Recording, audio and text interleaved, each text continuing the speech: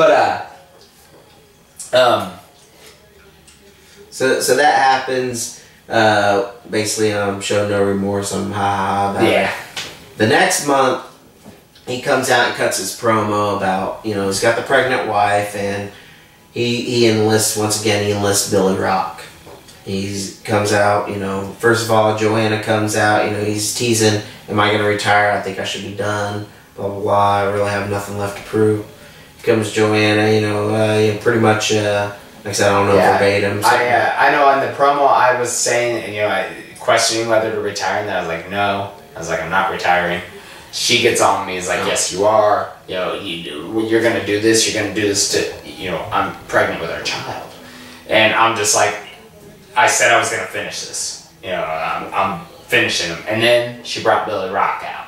And Billy started cutting this. It was a really good promo. It was a heartfelt promo about his, his daughter or whatever. About how, that means more than the wrestling business. These people will understand if you walk away for that. And I was getting ready to retire, and that's when you came out. And then I remember talking about him with him, shooting some promo ideas. Something about I'd bring up his daughter or whatever, about daddy in a wheelchair or something. Yeah. I have to go back and watch it, but the only thing I really remember about it was the chair shot. And I don't take the little put my hands up kind of chair shot. If I'm going to take it, I'm going to take it right there. I mean, there's no hair there. Might as well freaking something be there, a nice little welt from a chair shot. But I remember I went into work or whatever, and that video got around to people. And people were asking, dude, where's that one, when you took a chair shot? I just had someone ask me that about, here we are in October 2012. Probably within the last 5 or 6 months, I had someone else ask me, and this was, over a year ago. They still ask me, hey man, where's that chair shot? Where can we find that? Can we find that on YouTube? So I remember, but I was kind of riding on him and his wife, And one thing, and this got brought up to us at Fire Pro by Cade Lee. He brought it up. He's like, dude, he said he loved the promo. He loved the part where you were like, you had said whatever to me, made some comments about Joanna, and then you're like, I don't want to talk to you. I don't even want to talk to her. And you pointed at her stomach, and you were like, I want to talk to that. And it was just, just the whole thing. Yeah, he had sat there and wrote down on me, my wife, and my daughter. And my daughter wasn't even born yet. I don't even know if we knew it was going to be a daughter at the time. And you turned your back to celebrate or whatever. And when you turned around, I clocked you with the chair shot. And, before I'd swung a chair and I was like, And then, that night, I remember you were like, don't take it easy on me. And I was like, oh, okay, he said it. I don't like... if you're going to make the crowd believe and pull them in, especially, I really think that chair shot helped really make the storyline. If it wasn't over before that, it definitely took that chair shot to freaking put it over the top. Because that finally led into him challenging in the last man standing. Yeah, and Billy came up with the idea. I originally wanted to do promos for him, for the match, to build it up. Billy came up with the idea of doing an opening promo for just the whole show, and then doing, showing our promos throughout the night. I was like, cool, that sounds good. And we did that, and I think it helped build it up, because I remember this match, I was so nervous that day. I remember, usually I go to Wendy's, I'll get 3 5-piece chicken tenders, and I may drink a water, or I may get a soda, it depends. This day I got 1 5-piece chicken tender, and a small water. Because I did not know how much of it I was going to be able to keep down. That's how nervous I was. And I remember, and to all the guys in the back, I remember giving the speech of, I started off, I was like, I'm so nervous right now I could puke. That was not a lie. That was not a work. That was not me just trying to over-exaggerate. I was nervous. So, we were trying to find time to go over our stuff. Yeah. Because, Scott wasn't doing his part. And so we're having to do ownership. And then I remember about halfway through the show, right before intermission or during intermission, we find out one of the boards was cracked. And I know we had talked about you giving me a Samoan from the second rope. And I'm like, I remember I had told myself weeks before, I was like, if this is my last match, I'm okay with it. But I was just like, this is probably going to be my last match. So we're finally going over stuff. Finally get to go over stuff. We figure everything out. And how this match went off without a hitch, I will never know. Because like I said, we're having so much trouble finding time to go over it. I didn't think we went over enough, and I was really afraid things were going to get screwed up. I remember you go out, and the crowd on me was heckling you from the beginning, and you're drawing major heat. Yeah, in fact, I walked up to his father and his father's wife, and I remember looking his father in the eye and basically telling him, you know, he didn't do his job as a father or something to that effect. Don't worry, he did. No, I didn't say it. Not my words. I did. But I had said something like that or whatever, and all this and that, and his wife was sitting right there too. Joanna sitting right there, whatever, and I don't know what. But anyway, yeah, I was just working the crowd as I went out there, you know, and I am so hyped, you know. Like I said, that's pretty much the match of a lifetime right there. I mean, we built that up so much. That was the first time we ever truly feuded, and we main evented, and it was in our home city. You know, pretty much the stars aligned that day. Then Hadley comes out, does a whole little thing about, you know, looks up at me or whatever, then looks over there at his wife or whatever, and jumps up. And I was like, I told him, I was like, when we planned it, I was like, we definitely got to go right at it, right from the beginning. Just intense, just really. And if you go back and watch the match, I mean, just really, I mean, we just really kind of... I know, I think I potatoed you a couple times at the finals. Yeah, which is fine. Like I said, I mean, I would have it no other way, so... And I remember your music stops. They didn't even wait for my music to hit.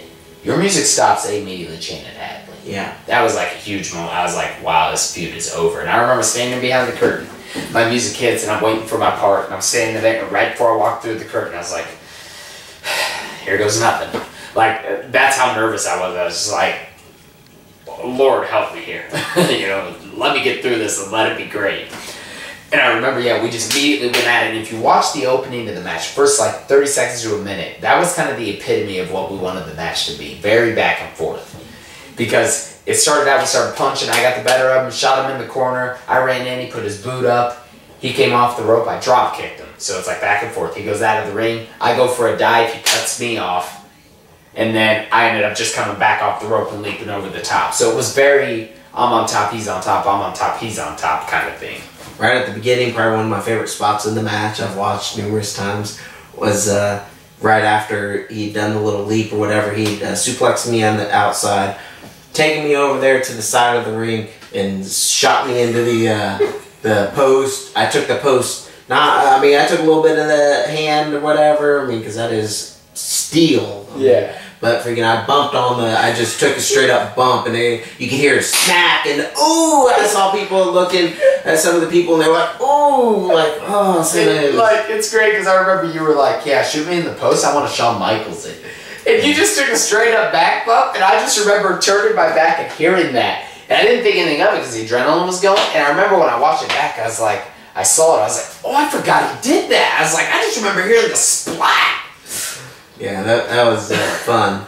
Now, you know, obviously the match was awesome, and like I said, I mean, we practiced that pile driver he was supposed to give me or whatever. Did it fine that Friday, 2 days before the show. We went into the training center, practiced it. Got, you know, I did it just fine. Had my feet up and everything, legs up, all that. Didn't pan out very well in the at the end of the match or whatever, but yeah, and I think that was also though because I didn't have you properly like low enough to where I could support your lower body, so I think that was my fault. But I mean, overall, I mean, like I said, the people bought everything. People bought the super kick of me, you know, telling them, you know, I'm coming at them, and here I go full speed ahead, and crack right in the face, you know. Yeah, that spot was one of those that I visioned in my mind for a long time. I was like, dude, what if he's got me like, okay, because that was right after the powerbomb through the chairs. Powerbomb me through the chairs, which was great storytelling because he had paralyzed me in January, we thought, temporarily. Paralyzed me. My back is hurt. My back's not 100%, which actually was not a work because my back was actually hurting from the night before we ran our first show as owners. And so my back still wasn't great, but it could withstand some punishment. So I was like, okay. So like, he powerbombs me, boom. So it's great storytelling because I didn't get up before a 10 count in January. How am I going to get up before a 10 count now? And I did. Then he gives me a splash in the corner. I'm crawling my way to the other corner. He gives me a splash over there. Then I crawl to the other one. We're at 9. I get up to my feet. He comes charging. Boom, super kick. Like, it was just, that was in my mind for so long. And I'd come up with the idea. I was like, what if we go to a draw? And then we have Frost come out and say, that's not how Triumph does it. Let's restart the match. And that was kind of the whole story to it, was 2 guys who were just beating the hell out of each other so much that, I mean, they pretty much just give everything they have, and it's still, they're just even. And then finally, in the end, I end up getting the victory by, you know, but, I mean, we already proved that we're pretty much on an even level playing field. I thought it was really good storytelling. And then, you know, I hit you with the somewhat pile driver. And actually, you were supposed to take a backdrop. You were going for the pile driver, and you were just like, you know, I think you were winded or something, or we just, whatever, and you were like, just reverse me. I suck taking backdrops. I have no problem admitting it. I suck at them. And I thought back, I really, because I remember I like hit you in the leg twice to break out of it. I really should have just done the Shawn Michaels spot, just dropped low below pile driver. Looking back, I think that would have been better. I think it would have got a bigger pop. Hindsight, but But yeah, the pile driver didn't go over as planned, and me getting the table in the ring did not either. Because I decided to put it in with the legs on the bottom instead of flipping it over and sliding it in on the top. So I'm standing there for a minute and a half trying to get it off the apron. I always fast forward through that part. But like I said, in kind of in closing of the feud, one thing that really stuck out in my mind, and actually this is more than just one of the guys that said that had his people tell him that, you know, because he'd said, hey, should we be semi-main or main or whatever, and I told him, no, we're main. Hadley and I are main. And the guy who I talked with or whatever, his people, the people that had come to see him, said, no, Hadley and Rojas needed to be main. They blew the roof off. They were the ones, they really did outshine everybody that night. And one thing that there's a certain person out there that a female who is married to a wrestler, we've had issues with as of the summer of 2011. She had said,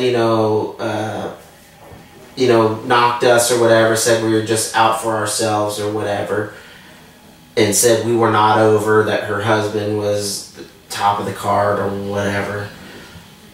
But if you go back and watch the tape, and I remember because when I walked out, everybody, maybe a few select people were still sitting back in the tables away from the ring. When I got out there, everybody had kind of swarmed around the ring. They wanted to see this match. They wanted to know that, this is this intense build-up, and here it is, the big blow-off match. Finally, let's see what they really, how bad they're gonna kill each other. I want a front row seat. I want to see it. Every other match I paid attention that whole day, and during the whole show, everyone was some matches were just people were just other matches people were applauding and getting into, but no other match that I remember had everyone swarming up to the ring because they wanted to see it. And I remember the spot where we were on the outside after I did the dive. I mean, we kind of had to make our way through them to pull off our spots. Yeah. And that's a huge deal. In closing, the part that meant the most to me was when I walked through the curtain, and you were back there, and I was like, "Everything good?" You're like, "Yeah." And Billy looked at me, and he's like, "I was just telling him, you guys did awesome." He's like, "You guys have the crowd eating out of the palm of your hand." He's like, even when things didn't necessarily look perfect, they believed everything. And that, I felt like, and then we got an applaud, a standing ovation from the boys in the back. And it's just, that's what you want. At the end of the day, you want the respect of your peers, but you also want to know that, especially in a situation like that, we spent 9 months building it up and we delivered.